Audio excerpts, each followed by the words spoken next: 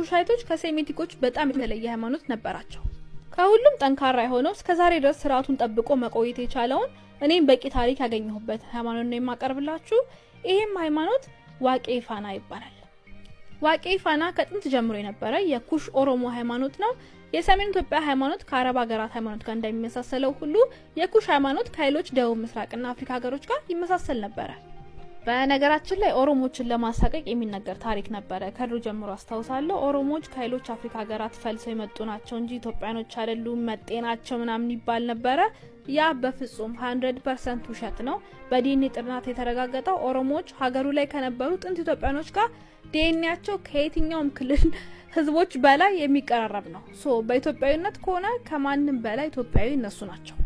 ወደ ሃይማኖታቸው ስንመጣ ደግሞ ዋቄ ፋና ልክ እንደ ሌሎች ኩሽቲክ ሃይማኖቶች አይሁድንም ክርስቲያናንም የሚቀድም ሃይማኖት ነው። ሃይማኖቱ የሚያምነው በአንድ አምላክ በአንድ ፈጣሪ ነው። እሱም ዋቃ ይባላል። በዋቃ ማመን ማለት ደግሞ ህግጋቱን በመከተል በመጸለይና በማመስገን ነው። በኦሮሞ ሃይማኖታዊ ታሪክ ዋቃ ወይም ዓለምን የፈጠረው ፈጣሪ ለሁሉም ፍጥረት እኩል ፍቅር አለው። የትኛውንም ፍጡር በዘሩ ወይ በቀለሙ አያሳንስም። ሁሉንም እኩል ነው የሚወደው። ለዋቃ ለመጸለይ ወይ ለማመስገን በመሃል አማልክት ወይም አማላጅ አያስፈልጉም። ቅድም እንዳልኳችሁ እንደዚህ አይነት እምነት ሞኖቴይስቲክ ፌት ይባላል። አንድ አምላክ ብቻ ነው ያለው። ሃይማኖቱ የሚሰብከው ሰላምን ወይም በኦሮሚያ ነጋ፣ መታረቅን ወይም አራራ፣ ፍቅርን ወይም ጃለላ እና አንድነትን ወይም ዋልታ ኢንሳን ነው። ይቅርታ አፋን ኦሮሞ ተናጋሪ ስላልሆንኩኝ አባባሉን ልክ ላልሆን እችላለሁ። የኦሮሞ ህዝቦች ሃይማኖቱን የሚያከብሩበት በዓል ኢሬቻ ይባላል። ኢሬቻ ማለት የምስጋና ቀን እንደማለት ነው። በአመት አንዴ ክረምት ሲወጣ የሚደረግ ክብረ በዓል ነው። የበዓሉ ዓላማም ሰዎችን አንድ ላይ ለማምጣት፣ ለይቅርታ፣ ለሰላም፣ ለአንድነት መቆምን፣ የተጣላ ለማስታረቅ፣ የተራራቀ ለማቀራረብ ነው። በተጨማሪ ዋቃን ለማመስገን ለአዲሱ ዘመን እንኳን አደረሰንም ለማለት ነው።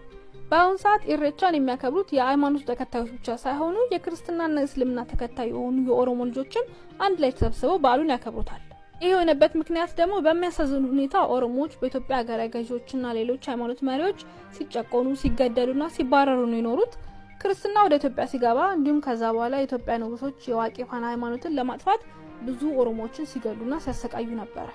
ከቅርብ ጊዜ ድረስም ሃይማኖታቸውን የመናቅና የመስደብ የማንቋሸሽ ባህል ነበር። እኔ ራሴ አስተውሳለሁ የሰይጣን አምልኮ እያልኩኝ ስስቅ፣ ግን ያ ድንቁርናና ጥላቻ የሚያመጣው ተጽዕኖ ነው። ቀረብ ብሎ ለማወቅ አለመፈለግ፣ አለመጠየቅ፣ ሌሎችን ለመረዳት አለመሞከር አሁን ያመጣነው ፋሽን ሳይሆን ከዛሬ 2000-3000 ዓመት በፊት የነበረ ባህላችን ማንነታችን ነው ዛሬ ላይ ፍሬ ያፈራው። ግን የኛ ትውልድ ይህንን መቀየር ይችላል። ኢትዮጵያ ለሁላ